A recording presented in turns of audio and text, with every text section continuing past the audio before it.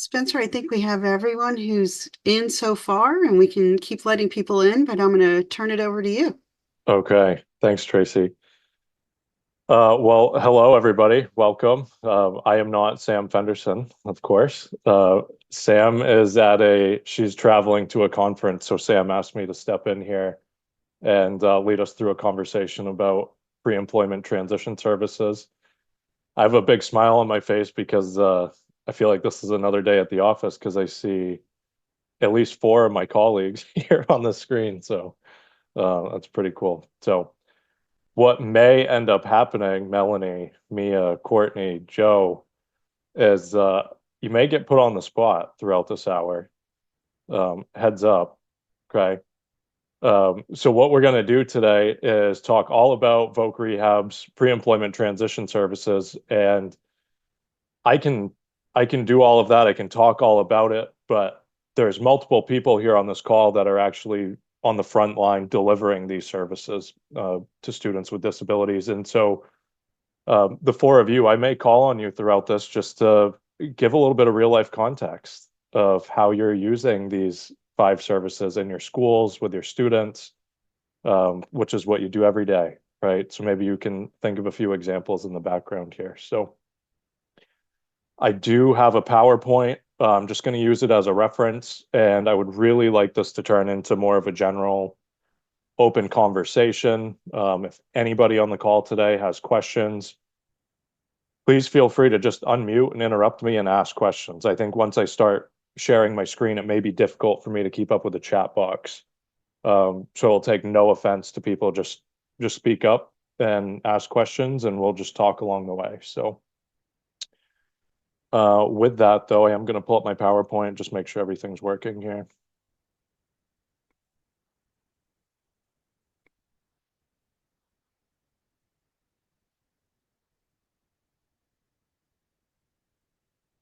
And I get some thumbs up, thumbs down from the crowd. Perfect. Thank you, guys. All right. So as far as I know, we have an hour today to talk all about Voc Rehab and really the pathway to meaningful transition, which is really about pre-employment transition services. I don't know if we'll need the full hour. I'm thinking I'll probably sail right through the slideshow, and then, like I said, I'm hoping that folks have questions. We can share some examples and really get a good discussion going. So I want to start with this little diagram here. It talks about building skills for employment. So really, when we're talking about pre-employment transition services and getting started ultimately in the school system with students with disabilities, what we're trying to do here as a program is really blend the idea of classroom-based activities, things that students are doing in school every day already, and a blend of home and community activities, um, and really help prep students for that world of workforce and building a career. And there's many different ways that we do that, which is what we'll talk all about in this PowerPoint today. But ultimately, there are five core services that we at Voc Rehab are providing to youth with disabilities that are, again, a blend of classroom activities and a blend of community-based activities. And we call these five core services pre-employment transition, or in the field, you'll hear us use the lingo pre-ETS is typically what we'll call those five services. Now, this is one version of what Voc Rehab can offer. This is sort of our what you can think of as entryway into the world of Voc Rehab is through these pre-employment transition services. We have what we call potentially eligible, which is a really easy one-page form that students can fill out that will get you started in the Voc Rehab process. And the beauty of that form is that we're not finding those students formally eligible for Voc Rehab. It's really meant to be this entry level way into the field to get a taste of these services. And then maybe through those entry level pre-ET services, students don't necessarily need our full on Voc Rehab services, those more individualized services that they can apply for, which would be the sort of top tier of our triangle here is those individualized full VR services. And we actually see this quite a bit where, let's say we have a freshman or a sophomore in high school that applies through this one-page form and gets a taste of these pre-employment transition services. Let's say they are part of these group-based activities for 3 or 4 years in high school, and they've gotten some different work experiences. They've gotten exposure to the workforce. Maybe they come to us at the end of senior year and say, hey, Spencer, hey, Joe, hey, Melanie, I think I've got this on my own. I've gotten enough practice with your help through these core services over the last couple of years that I think I'm ready to tackle this. I've got the confidence I need. I know how to apply for jobs. I know what my support systems are. I don't think I need full VR. And that's awesome when we hear that, right? That means that these 5 core services are working and they're working early. And that's ultimately what we want, is for students to be successful, be independent, the sooner the better, leaving high school, right? So, but we'll get into these 5 services a little bit more here. So what are they? I keep saying pre-employment transition services, but what actually are they? What are these 5 core services? Here they are listed on the screen here. I'll go through each one of them, and I'll say my piece a little bit, but remember, you guys, I might put you on the spot here on the call to give me a couple examples of how you're doing this in the field. So let's start with number 1, job exploration counseling. And this is exactly what it sounds like, right? When we're talking about working with a student that may be 14 years old, that's just entering high school, they're a freshman, we may be having the first work-related conversation that they've had, right? And this could be as simple as like, what is work? What does that mean to me? What is employment? Uh, you really mean I should go out and get a job? Like, what does that look like? Where do I fit into this big world of employment, right? It's those basic level conversations about what is the world of work and how do you fit into it, right? Think back to when all of us were 14, 15 years old.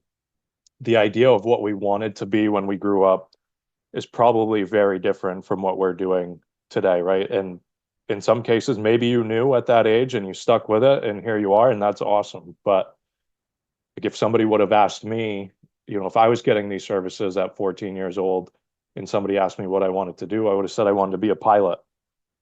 And then I got on a plane and I hated it. And I haven't been on a plane since. It's been 25 years, right? So, very different from the reality of what we thought we wanted to do. And that's why we offer this service. We want to start having those conversations with students really early and exploring, what are your hobbies? What are your interests? What are you passionate about? What do you like to do on your own time? And as much of that information as we can gather, then let's implement it out into the community. Let's go look at those jobs, right? Maybe we do company tours, job shadows. And at some point along the way, why don't we actually try the job? Let's try that interest that you have for a week or a couple of weeks over summer vacation and see if it's really what you thought it was. You can think about my time a couple of years ago when I was on the front line with the students. I remember one case of a young lady that wanted to work she wanted to be like a school secretary. That was her big thing. I want to work with the office ladies. She had a great connection with them. And we gave her the opportunity to try it over summer break. And I remember after summer break going back to the school, meeting with her, and she had a big smile on her face and she was kind of sarcastic, which I love. And she said, well, Spencer, I learned what I don't want to do. And I thought that was just as valuable for that young lady to get there's no failure, right? She got to try it. She didn't really like it once she got there. And then we could shift gears and say, okay, so you learned what you didn't like. Now, what can we take away from that and shift gears to the next thing, right? And the more of those things that you can try, the better sense of what the student is really going to want to do once they get to that senior year graduation. But there's a number of different ways that we help students with this job exploration counseling. Like I mentioned, tours, shadows, actually going and trying a job. We also have, which I'll get to later in my PowerPoint, this really neat online exploration tool that we call Pathful Explore. And it's a really, user-friendly, very, I would say, kind of hip uh, model where students can go on and do like a 3 or 4 minute virtual job shadow. That actually used to be the name of the website, was Virtual Job Shadow, and they've just switched over. But I really like it because it's short and sweet, right? And you get this like 3 or 4, sometimes 5 minute blast of what is the job? What's it all about? How much money can I make? What do I need for education? Where is it available? How do I learn more? Right. And so when I think about being 14, 15 years old, you've got me for 5 or 6 minutes, right? Give me everything I need to know in 5 or 6 minutes and let's go on to the next thing. So I really like that. You get all your information short and sweet. And again, it's very user friendly. And I think it's very sort of tailored to those adolescent teenage years with just the design of the website itself. So number two on here is work-based learning experiences. And this is what I keep talking about when I mention let's go and try the job, right? In the world of transition, I used to think of the school year as like you're you're with your students and you're building up to Christmas Day, right? And Christmas Day you can think of as being this work-based learning experience. You're putting all of your energy into your shopping list. What do I want to do? What do I want to try? And then Christmas Day gets here, and that's actually going out and doing it. And I always used, that was just a way that I kept myself kind of motivated with the kids. It's the build up to the holidays to get to go and try one of these jobs. So, the really neat thing about work-based learning experience is it's our duty, it's our role at vocational rehabilitation to try to get students connected to exactly what they want to try, which can be pretty much anything under the sun, right? So if a student wants to try a job in a mechanical setting, right? Well, it's our duty to go out and make those connections in the local garages or with your local mechanics, to make sure that we're getting as close to the student's interest as possible. Um, so if there is something that a student wants to do that we don't have direct experience with, it's it's really our duty to go out into the community and make those connections, and build that employer-based relationship so the student can do something that they ultimately really want to, right? Um, Most traditionally, our work-based learning experiences are done over summer break. Usually you get, you know, 6 to 8 weeks of really solid summer work experience, but it doesn't have to be. Sometimes that can be, like a short and sweet work-based learning experience over, a winter break or spring break or something like that for a couple days or even a week. Um, it's very individualized to what the student is capable of, what the employer is willing to offer, and how much time they have. So we're very flexible with them. It's awesome to see. Last thing I'll say about work-based learning experience is it's really fun to see students do multiple of these over the years of high school. The first one may be like the example I gave where, a student comes to me and says, well, I learned what I didn't want to do, but I did learn how to use a time card. I got that experience of getting my first paycheck and managing my money and being responsible with it. And maybe not, though. Maybe I spent all my money on video games and snacks, right? But hey, whatever. It's your first round of this, but what do you think you're going to do differently next time you get a paycheck, right? So it's all about the goods and bads of breaking into the world of work. And then you do that second one, that sophomore year, and you see it work a little bit better and you see more and more skills gained. And then by the time you've done 3 or 4 of these potentially and you got into that senior year, you've really got some good practice under your belt with, um, working with supervisors, how to take better direction, working with coworkers, managing your money, being responsible with your paycheck. And, you really have the skills to be a successful young adult after you've done a couple of these over the years. So, um, are there any VRCs in the field that want to speak up and maybe give me a story or an example of what I just said? Maybe a good success story of a work-based learning experience you've had. Totally putting you guys on the spot. You did not expect to talk today.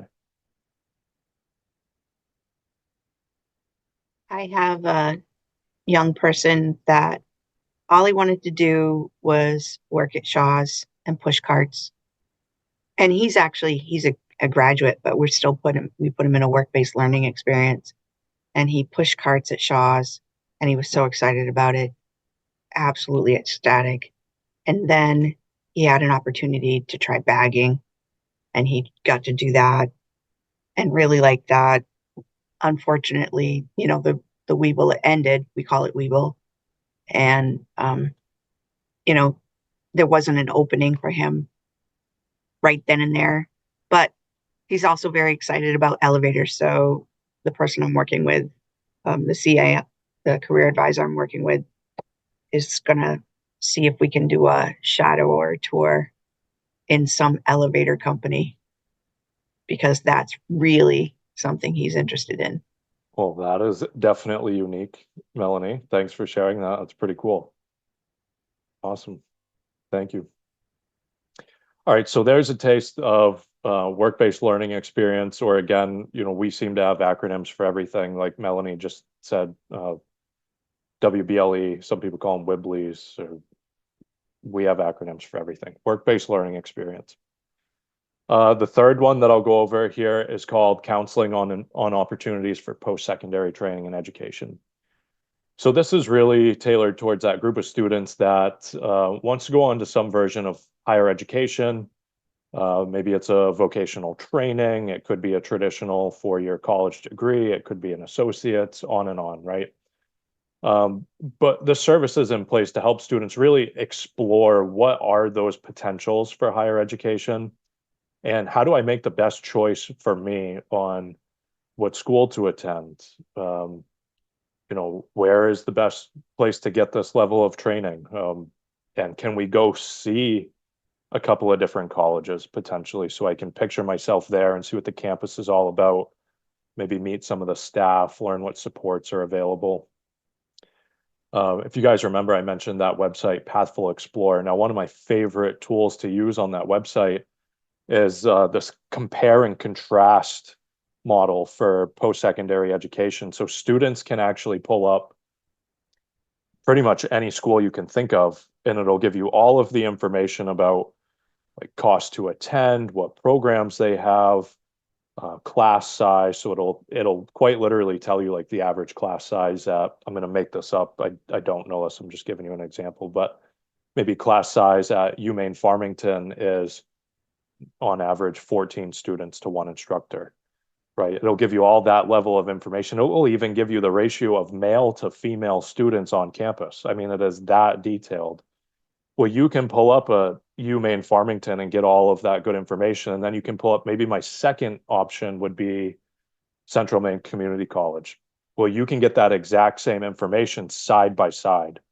So if I'm somebody that knows, I'm not a big crowd person, I prefer a smaller, more individualized setting, and I have UMaine Farmington on one side and I have UMaine Orono on the other, and it's showing me 14 to 1 student to teacher ratio at UMaine Farmington, and who knows, I'll make it up, but maybe 25 to 1 or more student to teacher ratio at a UMaine Orono. Well, I'm already getting the type of information that I need based on my personality, right? I know that I may not like that bigger setting at a UMaine Orono compared to a UMaine Farmington. And again, I'm just making up these numbers, but these are different ways that we can compare and contrast early on for students to make sure that they're making the best educated choice for them when they go on to post-secondary education.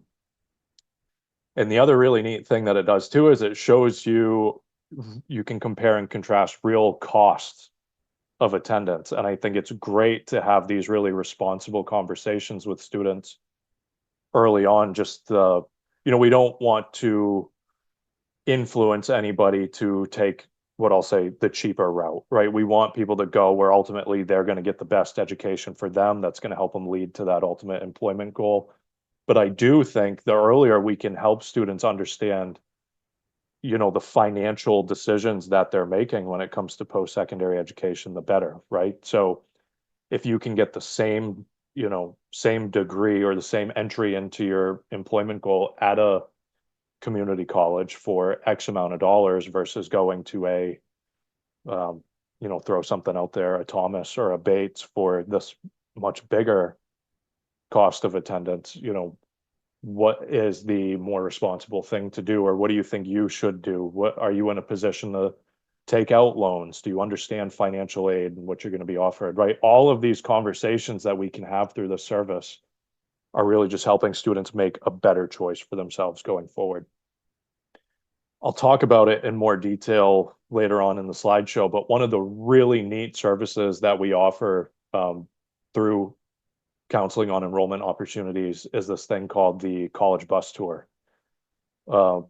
Any of you guys in the field here, have you had students go on the college bus tour? Could you share a little bit more about that so people get an idea of it? Yeah, Spencer, I've had a couple of students. I've had one student go on the college bus tour this last year, and he loved it.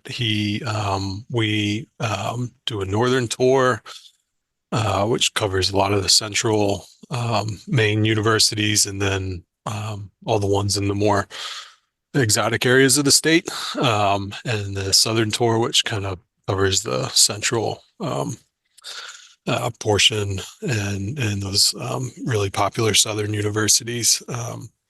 He absolutely loved the experience. He had a blast riding on the bus. He had got some great information about the campuses and the programs that he was looking at, what kind of clubs are offered on campus. When I was debriefing with him a little bit, that was, I think, one of the things he found most valuable, those things that you can't find on, the University of Maine Orono website, what clubs are running and strong at this school. Yeah, I think he liked his time staying in hotels and eating food and having fun with colleagues and kind of getting, I think they stayed in some dorms too, getting a little bit of taste of that dorm life. This student is a senior this year. He came back to the school year and said, "Oh my gosh, I can't wait. I want to do it again this summer." I said, "Yeah, great, buddy. But we need to start thinking about like these schools and which one you want to apply to." So we switched back to that counseling and guidance piece pretty quickly.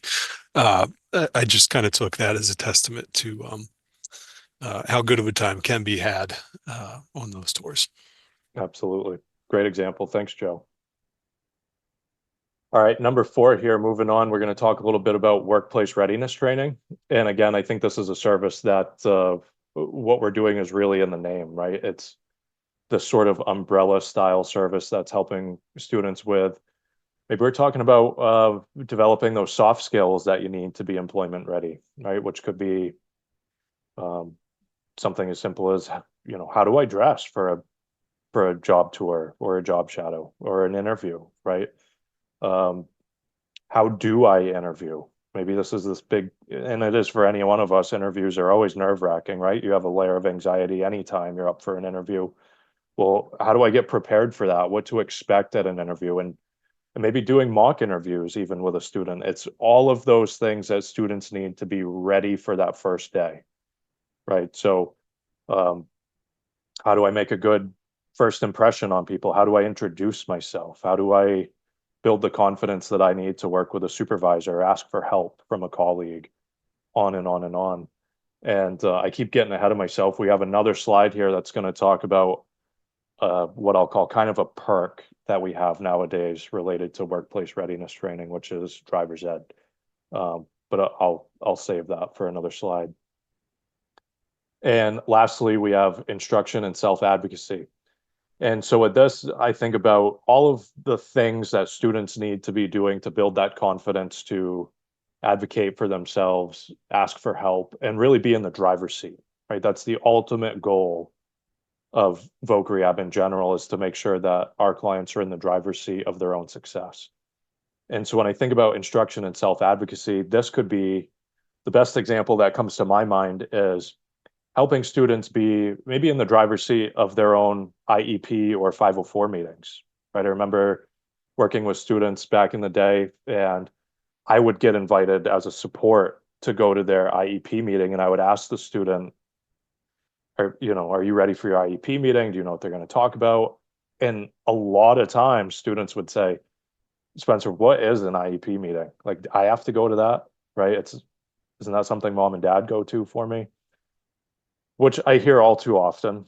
And I think it's a great time and a great example for us to be able to help students with the self-advocacy piece, which is, these services are in place for you, they're about you, and it's really important that you're there, you understand it, and your voice is heard, because ultimately all of these support pieces are here to help you reach your goals and be successful.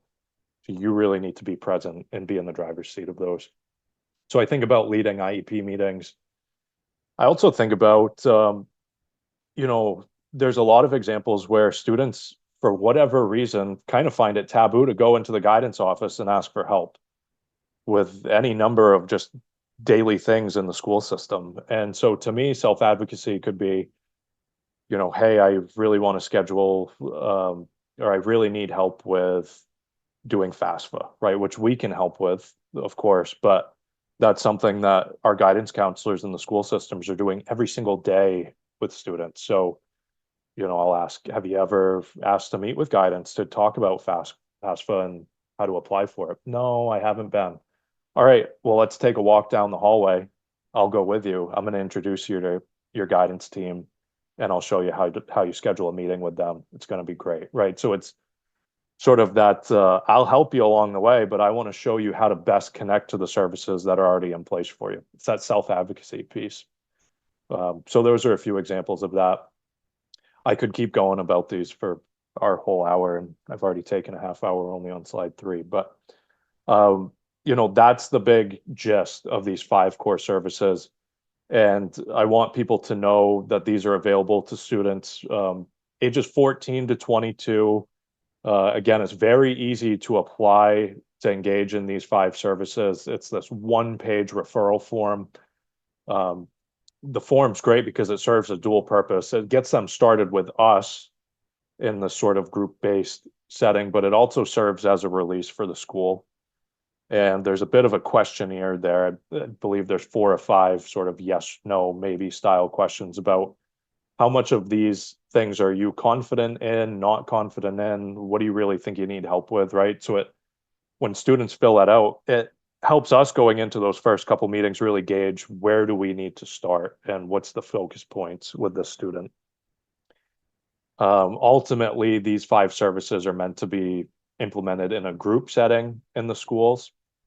And that's where we like to start, is that group setting, get a taste of these. And like I said, if maybe students don't need that full-on individualized dose of VR, or maybe we've done this and realized that students do need full VR for, some extra things that come up more individualized, like ongoing assessment or individualized job coaching, or, you name it, just a lot more individualized layers of support, which is what I'm going to kind of show you some examples of here.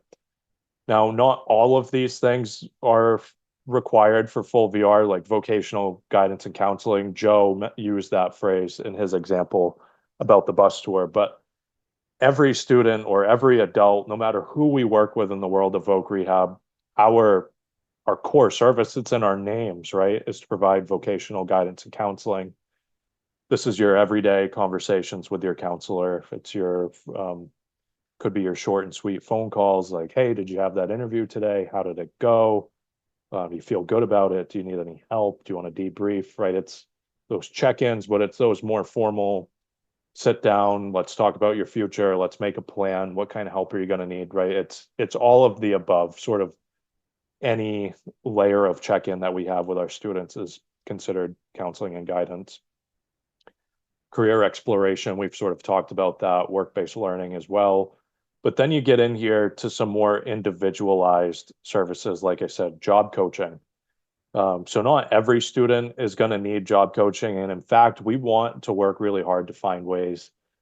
If a student needs coaching, absolutely, we'll implement that for them. But we want to try to find ways to have students not need to engage with job coaching, right? Are there what we call natural supports on site at this workplace? It could be a coworker, could be a supervisor, it could be family and friends even, right? Are there natural supports in somebody's life that can sort of have the role of a formal job coach where they're doing check-ins? Hey, how was work today? The good and the bad. right? So that's really our emphasis. We want to try to find those natural supports first and use those, but ultimately we have individualized job coaching available as needed for our clients.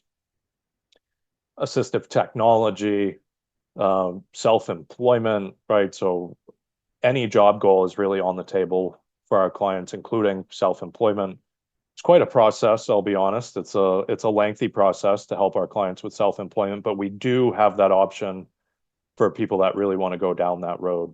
That could be working with a business advisor through one of our partnerships at Small Business Development Center, where they're learning all about what does it take to be self-employed, what is the commitment like, which it is a huge one, what supports do I have along the way? And ultimately, if a client comes to us, they want to do self-employment, then they prove that they have a really good self-employment plan in place. And we sort of sign off on that, or we agree that it is a viable long-term option. There is some funding available at Voc Rehab to help people with those startup costs that they might need to get that business off the ground. And on and on. So these are just a few examples of further VR services that we offer. Want to talk about why paid work experience matters so much. And there's some statistics on here. I'm not going to read this word for word to you guys. I'll just kind of, highlight the bold here. But what we've seen is that work experience more than doubles the likelihood of post-secondary or competitive employment outcomes. This is why we want to start so early with our students, right? Because we see the data, we see that paid work experience matters. The earlier we can get students engaged in this process, the better chances of success that they're going to have at that graduation age and beyond. We also find that students are more likely to attend college or go to work compared to their peers who did not have some form of paid work experience before graduation. And they're also more likely to acquire jobs at higher wages, right? So let's just think about an 18-year-old student that's about to graduate. Student A has done 3 or 4 of these paid work experiences over the summers, and they have a resume, right, with 3 or 4 different things that they can use right at graduation time, versus student B, maybe never engaged in these kind of services and hasn't had the opportunity to do a work experience. And then all of a sudden it's graduation time and there's a sense of, oh my God, I need to go out and get a job and I'm starting from scratch, right? Well, student A is much further ahead with having actual on-the-job experience, having a resume, and having those skills compared to student B. And ultimately is going to be more likely to enter in the workforce at a higher wage, right? Because they already have 3 or 4 different experiences to go off compared to the other students. So again, I just want to nail home the idea that the earlier we can get students engaged in this process, the better chance of, the better likelihood of long-term ongoing success at time of graduation.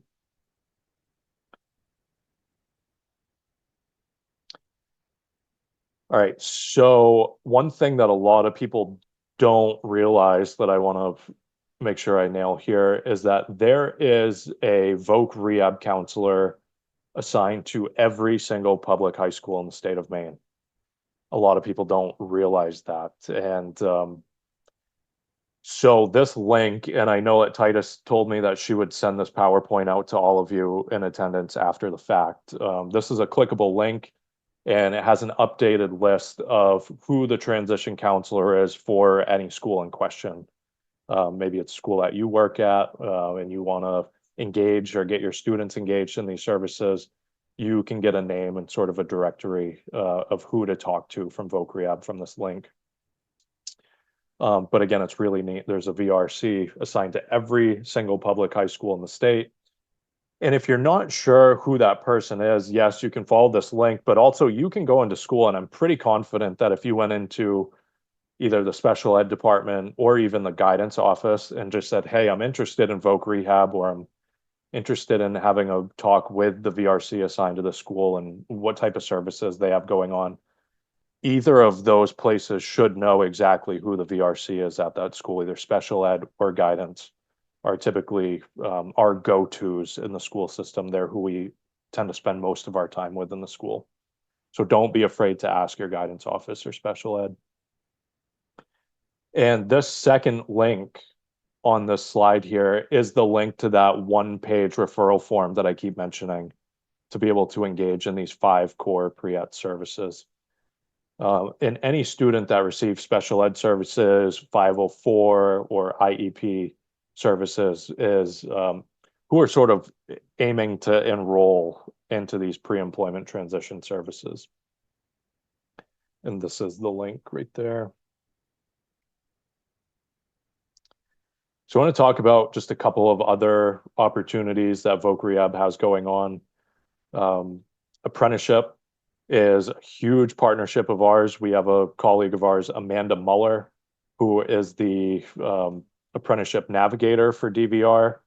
Amanda is an excellent resource, and she's always willing to talk to students about the idea of enrolling in a pre-apprenticeship or a full-on apprenticeship as well. I know that Amanda is always willing to go out and talk at schools, talk to individual students, and talk to businesses just about how we can partner up to see more students engage in something like an apprenticeship, maybe versus going into that more traditional way of education or training, right? If you can get students enrolled into an apprenticeship and have them be paid on day one while also getting that on the job training and maybe classroom education along the way, that's awesome, right? You're getting paid from day one, you're getting your training, you're getting your education.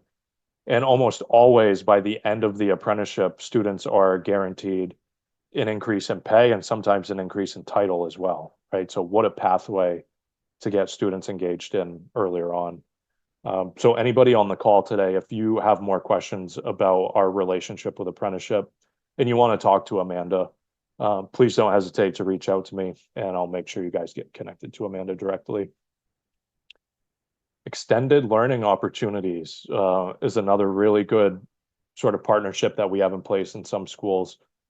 And so my understanding of ELO, and one way that I've seen it work really well in partnership with us, is we have this curriculum that we call boot camp, which is rolled out into quite a few of our schools.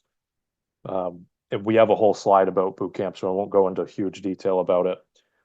But in some schools, what we're doing is students that are enrolled to participate in our boot camp curriculum are getting credit as an ELO. And in those situations, there can be, it's not guaranteed, okay, it is not a given, but if the school is on board to count boot camp as an ELO, there are sometimes stipends that are available. I'm not going to say it's a given. Do not say it's a guarantee that if a student does boot camp, they're going to get a stipend. But there are some relationships where the school will count boot camp as an ELO and offer a stipend at the end of it.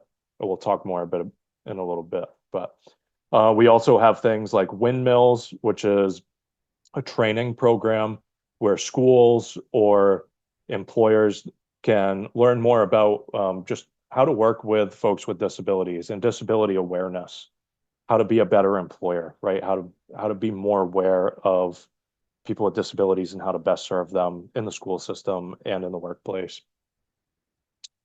And lastly, progressive employment is a model of service delivery that we have here at Voc Rehab. It's the idea that everybody is ready for something, right? What is that something?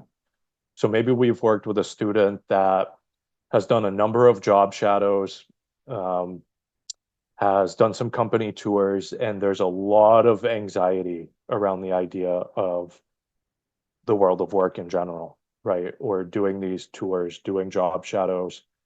And we've tried the traditional way of helping our student find employment, seek employment, and the traditional way just isn't working, right? Maybe they need a little bit more support. We need to slow down. We need to find what is that thing that the student is ready for. Well, progressive employment might be a really good option for that student.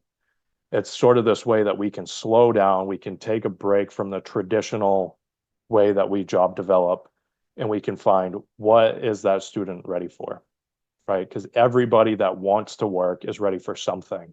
It's our duty to find what is that something.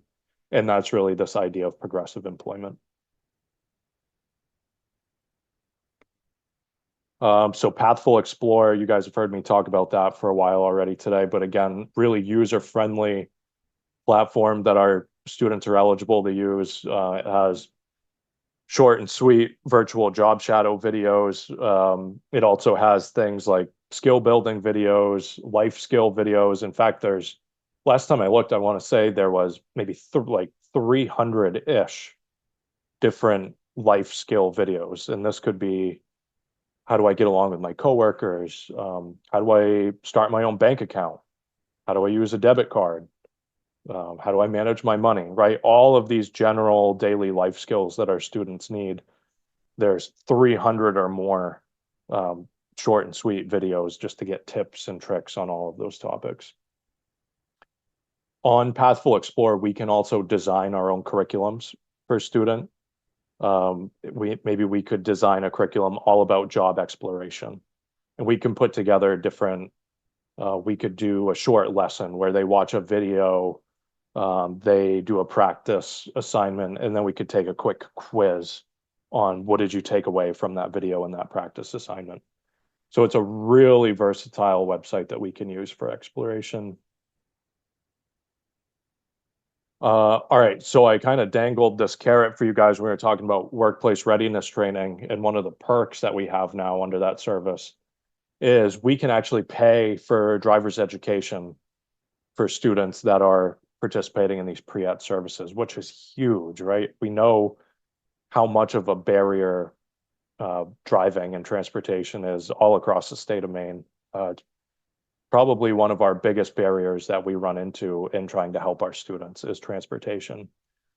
So this is really, not very many students or families have whatever it is now, $600, $650, $700 laying around to go to driver's ed. And so the fact that we can help with this through workplace readiness training is huge. A lot of students will come to us in the schools and, say, hey, Spencer, I want to work with you. I heard you're the guy that can pay for driver's ed.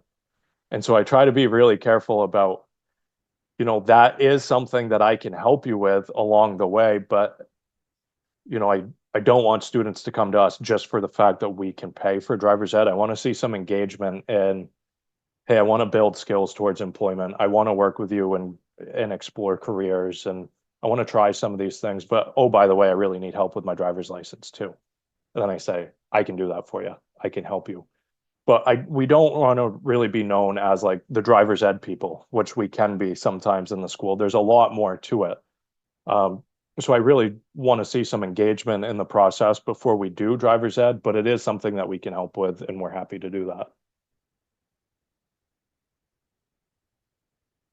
Talked a little bit about this pre-ETS boot camp that we have in a ton of schools here. I got an update just yesterday about the number of students that are going to be participating in boot camp this school year in regions 2 and 3 for Voc Rehab, which is only half of the state. The last update we got is that boot camp is already started in some schools and will be starting over the next week or two in others. There are over 300 referrals made for boot camp this year between regions 2 and 3 of Voc Rehab, which is fabulous. That's our highest number yet since we've been doing boot camp.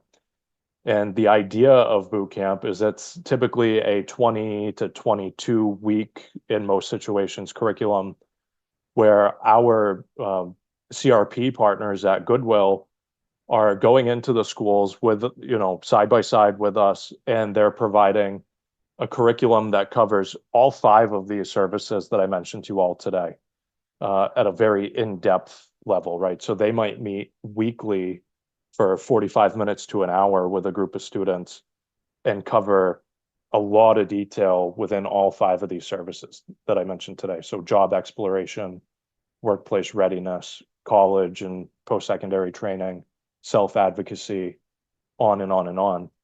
And the idea is that they work through this curriculum for those 20 to 22 weeks. And by the end of those 20 to 22 weeks, we're hoping that the students feel ready to engage in and transition right into a paid work experience, and we'll help set that up. Or maybe if they're not ready for that paid work experience, we transition into those company tours, job shadows, informational interviews over the summer, right? And maybe they do it again the next year and they are ready for that paid work experience. But it's a wonderful collaboration that we have with the schools. In some cases, students are getting school credit to attend the boot camp class, which I think is awesome. And, you know, we have different employers come in and they, you know, students get a taste of all kinds of different things related to employment. So it's really an awesome service. I'm quickly running out of time here because I like to talk about this stuff. So what do I want to highlight for you guys?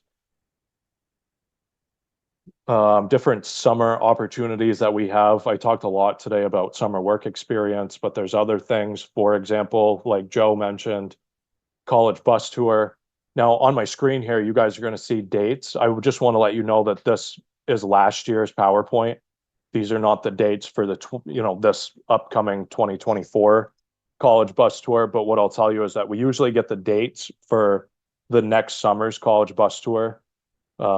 You know, late winter into spring, we'll have those dates solidified for next summer. So please, you know, feel free to reach out to me spring into summer if you have my contact information, and I'll help you track down those dates. But also, like I said, don't hesitate to go into your local school, ask to meet with a VR counselor and say, hey, how do I learn more about this year's college bus tour? We want to, there's a saying, we want to fill the bus, right? So the bus that we take is a awesome coach bus. I think last I knew it could hold like 50 or 55 students per bus. And I don't think we've even come close to filling the bus yet. So we want to fill the bus. This is a free program for students to go and look at 6, 7 different colleges at a time, stay on the campuses, eat at the schools, right? Which I think is super cool. Go and check out the cafe, walk the hallways, really get a taste of what would it be like to be here. It's fabulous. So you think about how hard it is for parents and schools to, you know, help their child go on 1 or 2 college tours, right? It's a lot of travel. It's a big time commitment. So the idea that you could go on, if you went on the Southern tour and the Northern tour, you're going on roughly, give or take, 15 college tours over 2 weeks, free of charge. It's amazing, right? It's a great opportunity. Other programs that we offer, Step Up, Virtual Job Club, which we have going on all the time. Peers is a social skills curriculum that we run in partnership with Maine Orono. It's designed for students on the autism spectrum. It's a 14-week, sometimes 16-week curriculum just on building social skills, building friendships, right? What is a friend? How do I make them? Where do I identify friends? All the way through, how do I be a good host? How do I have get-togethers with friends? And ultimately, you know, build all those good social skills that I'm going to need not only for everyday life, but in the place of employment as well. All right, the last thing that I will go over really quick is a grant that we've been awarded called Pathways to Partnership Grant, $7 million, and the grant is over the 5-year span. The idea behind the grant is that we are going to be increasing access to these transition services on a wider range and from an earlier age. So we want students, in some cases as early as 10 to 13 years old, to be able to start these conversations and you know, get access to career exploration activities and really start those good conversations about employment. So the idea is we're going to build this very interactive website with all kinds of good transition services on it. That's going to be available to students and our partners. So it's a great grant that we have there. And I think I'm going to leave it there because I feel like I've talked to you guys' ear off. Does anybody have questions? I know I just really went through a lot of information, so.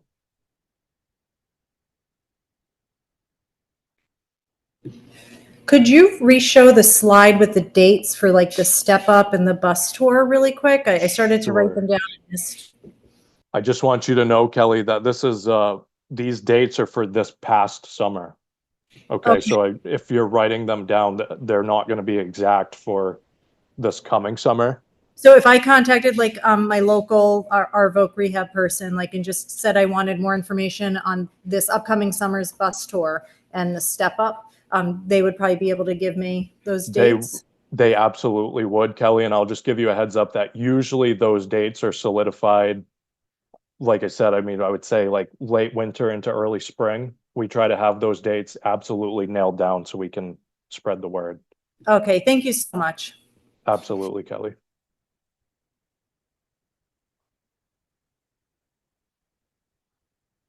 Anybody else? Yes. Hi, Craig. Hi. I had a question. Age, you said it's 16 to 22. Is that new, or because I know DOE's working on switching down to 14 to 22? We're 14 as well. And Craig, you've so always been there? Is that something new?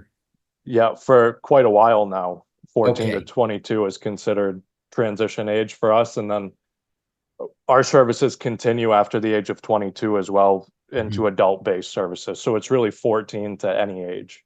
Because, and the reason I asked this question is one, because of it aligning with DOE and special education, but also I've never seen a VR person come to a school at the middle school level. We do have somebody that comes here to our school, but he only deals with the high school students. And I think that's terrible. I think what you folks have to offer at a 14-year-old level is fantastic. And how can I work that? Who would I contact? Yeah, I mean, one thing I would do, Craig, is I would try to figure out who your VRC is at your local school. And I haven't seen it all the time, but I have seen instances where students at that 8th grade level apply for these pre-ed services, like end of 8th grade going into freshman year, so that they're ready to rock and roll, immediately freshman year, or, over that summer with their VR counselor. So I don't tend to see it start any earlier than that, but we definitely can, kind of tap into that 8th grade range and explain VR and kind of get a gauge of who would be ready for us that summer into freshman year. Okay, thank you. What school are you connected to, Craig? They're probably using Fairfield, Lawrence. Lawrence, okay. I'm at the behavioral school. Okay. Craig, I'm gonna put my contact in the chat box for you guys, and I can absolutely get you connected to the counselor at Lawrence. And we're at Glen Stratton Learning Center. Yep. Okay. But that's who we fall under, probably, even though we're private. Yep, we have somebody there. I think Dave or Dan, or it seems like it starts with a D, comes to the high school. That might be, I think you guys are doing boot camp there, and it may be the boot camp representative, so. But your Voc Rehab counselor would either be Kylie or Caitlin, I believe. Actually, both those names sounds familiar, so I might have known once. Thank you. For sure, for sure.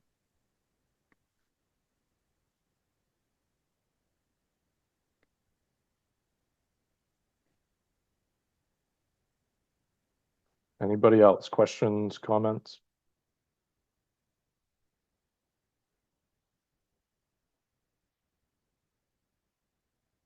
Okay. Well, I appreciate you guys listening to me. I could talk about this stuff for hours. So thank you guys for being here. And as far as I know, we are all set to wrap it up. So I appreciate you guys' time. I hope you have a great afternoon. I'll see you around.